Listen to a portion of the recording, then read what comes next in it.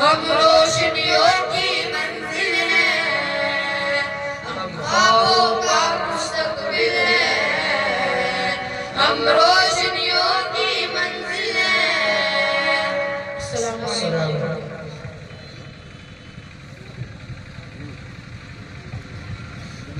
माशाअल्लाह, स्टेज पर हजरत अब्दुल मौलाना सैयद मोहम्मद सुफियान साहिब दामत बरकातुहुल आलिया तशरीफ फरमाए। आप उन नाबग़ैर रोजगार शख्सियात में से हैं जो अवाम और खवास अल्लाह के फजल व करम से सबके नज़दीक महबूब हैं।